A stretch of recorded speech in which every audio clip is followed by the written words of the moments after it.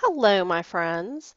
I know that some of us didn't take our IA2 for various reasons, and my hope is that we won't repeat that with the IA3. Remember that the IA2 is on the content page. I know a few people told me, oh, I didn't take it because I thought it was in USA Test Prep, but we have no USA Test Prep with psychology. As one of my students joked, they're classist. They won't give it to us for psychology. So what I have here is a makeup activity that you can do to help yourself do better and to score some points. If you submit these two makeup activities and you score 70 or better, you'll earn 10 points for each one. And what's good about that is then when it comes to the IA3, I can use it to replace your IA2 because I can see that you did the makeup activity. And therefore you put some effort towards it. So let's put some effort towards it. This is the document that you will find on the content page under IA2 Grade Booster. You'll find the IA2 Makeup, and you will have 10 questions on it. And hopefully it's fairly self-explanatory. You know, if you need some help, let me know. But you're going to go through these documents.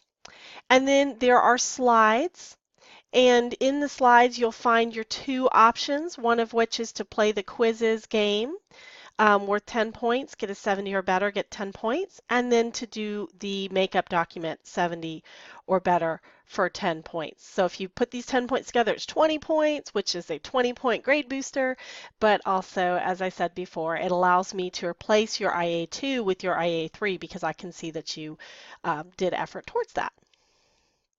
I'm not going to be able to go through all of these slides, but if you need some help, let me know. They are in PDF format on that content page, but they go along with the questions, so you should be able to go straight down these questions and find the slides over here. I do just want to do a few reminders. Remember, with operant conditioning, I'm looking at number 2. Positive and negative refers to applying or withholding a stimulus, not good or bad, so be careful with that one. Number 3 is particularly tricky. How does classical conditioning differ from operant conditioning? Classical conditioning has to do with pairing a neutral stimulus with an unconditioned stimulus. So there are certain things that are involuntary, certain reactions you have that no one had to teach you. For example, let's say you see a big dog. Well, maybe your unconditioned stimulus or unconditioned response is like because you panic because the dog. That's involuntary. No one taught it to you, and it's not one that you can control with ease. So we can pair the neutral stimulus. Let's say we pair something that you like with the dog. So we're going to pair, I'm just going to imagine chocolate. Let's just imagine you like chocolate. If you don't, substitute something else each time I say chocolate. But imagine you like chocolate, and so I pair the chocolate with the dog. So every time you see a dog, no matter how you react, I give you chocolate.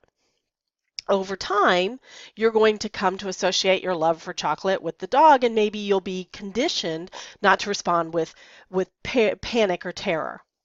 So classical conditioning has to do with an involuntary response, and you always pair your neutral stimulus and your unconditioned stimulus, no matter how the person reacts. Operant conditioning, on the other hand, has to do with behavior and the consequences for behavior. It is voluntary. Let's imagine that I want you to make your bed every morning when you get up. Okay? I magically come to your house. I don't know. You have a choice whether or not you make your bed. That is voluntary. You can control that. Okay?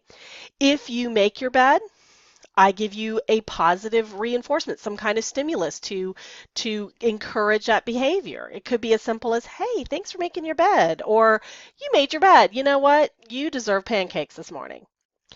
On the other hand, if you don't make your bed, I need to give you some kind of punishment to decrease the frequency. So it could be, you didn't make your bed, you're on your own for breakfast this morning, go make cereal. Or it could be, now wait a minute, I told you to make your bed, go back in your room and you make that bed. So it's a voluntary response that we're trying to change. Unlike classical conditioning, I would only use the stimulus if I'm working with the target behavior. So making your bed, whether or not you make your bed, I'm going to have a stimulus that goes with it. But if you come out and you sweep the kitchen, that's great, but that's not making your bed, so that's not the target stimulus. The other thing is with classical conditioning, you only focus on one stimulus and one unconditioned response at a time. Whereas with operant conditioning, I might be not only training you to make your bed, but maybe also sweep the kitchen and, let's say, vacuum the family room. So I have different things that can be going on at once, and I have a different set of stimulus for each thing. All right, I think you can use the video and pretty easily handle the Bobo doll and Piaget. So I'm going to go on to number 6. I'm going to talk about Kohlberg, because Kohlberg tends to be kind of tricky for people. Kohlberg has 3 levels, and then within each level he has different stages. His pre-conventional level is all about self-interest, and this is what everybody starts out in. What am I going to get out of this? Either I don't want to do something because I could be punished and I don't want to get in trouble, or, okay, you want me to do that? What you going to give me for it? Okay, very self-interest, very selfish. The second stage, conventional level, societal expectations. This has to do with first your local society, just the people around you, and then your broader society, your country and the area that you live in, your state. So in stage 3, you start looking at what your friends are thinking, your family's thinking, your teachers are thinking. You know, oh, I can't really wear that shirt because, oh, my friends are going to think it's stupid. Or, I don't, I want to cheat on this test, but my mom's going to be so mad at me if I cheat. Okay, I'm not going to do it. Okay.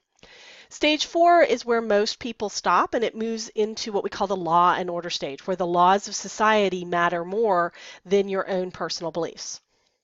So, for example, you may not like paying taxes, but it's the law, say you pay taxes. Okay? So A and B are pretty simple, but letter C gets into, you could say, stage 4 or stage 5. So stage 5 gets into post-conventional levels, which is where you have internalized certain principles of right or wrong, and you live your life by these principles, whether or not they match what society expects or believes. But here's the difference between pre-conventional and post-conventional. In pre-conventional, you're selfish. You're only going to not do something if you think you could get in trouble. So it's all about what's it going to be for me. Whereas in post-conventional, you're thinking beyond that. You're thinking about yourself, but also society, the people around you. And if you get in trouble, you're willing to take that consequence. Okay, so you might speak out against somebody knowing it's unpopular, knowing everybody around you is going to be angry, but you do it because you think it's the right thing to do. Okay, so on letter C, you need to explain which stage of morality someone's in and why. You might say that they are in stage 4 because cheating is wrong and it's against the rules of the school. But you might say that they're in stage 5 because even though they know their friends are going to be upset with them, and even though they know that this is going to make them very unpopular and maybe ostracized, they're still going to tell the principal because internally they know that that's what the right thing is to do. All right, moving into question number 7. I think you can get into the whole idea of what happens at each of these stages if you can't resolve the conflict. So what it says by basic conflict is in this stage, if you succeed, if you're able to do something, then you can trust or have autonomy. But if you don't succeed, then if there's failure, then you may have mistrust. So for example, as an infant, if you're not able to ever make a loving bond with a caregiver, you get into mistrust, where you may not trust everybody around you. It may be very hard for you to believe in or rely on others.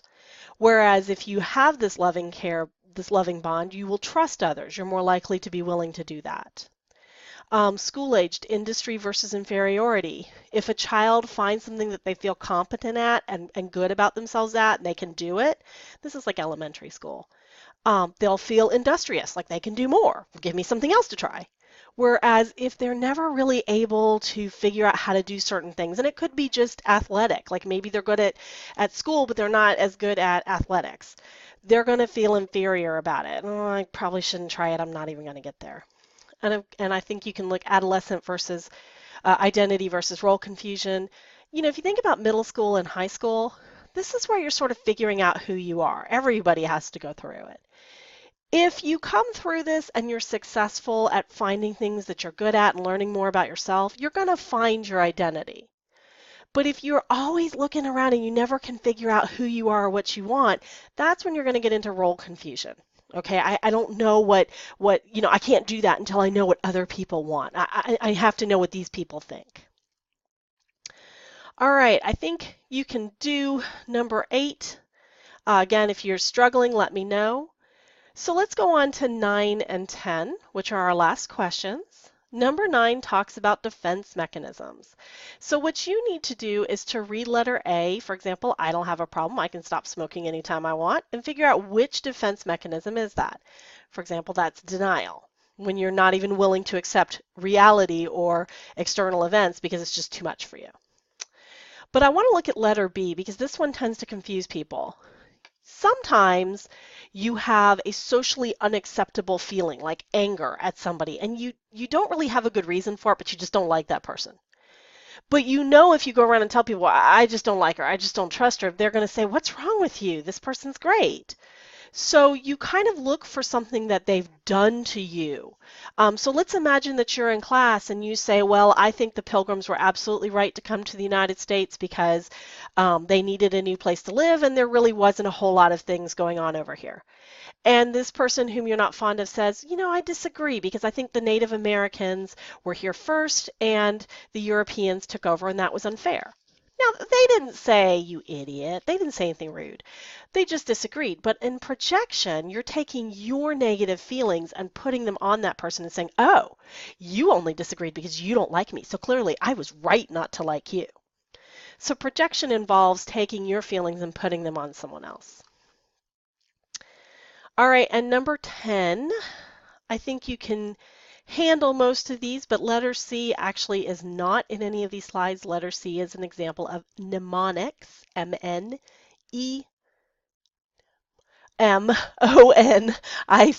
Sorry, I can't type it out, so I had to do it from memory. But letter C is an example of mnemonics because Roy G. Biv actually stands for the colors of the rainbow, for example. And then your last ones I think you can find on this slide. So again, remember these slides are in the OHS. They're in a PDF format, so if you're a Mac user or Apple, you can still access them. And then this makeup is there too. And don't forget that we also have the Quizalize, or the quizzes, I'm sorry, I forgot which one we were doing. So you can join that, and that's in the slide link so that you can click it. It's also on the content page, so you can play it straight from there. So hopefully, my friends, you will use this, bring up your IA2 makeup grade, earn those 20 points, and be able to do well on your IA3 and earn some points back that way too. So let's bring those grades up. Whoop, whoop. I'll talk to you later, my friends.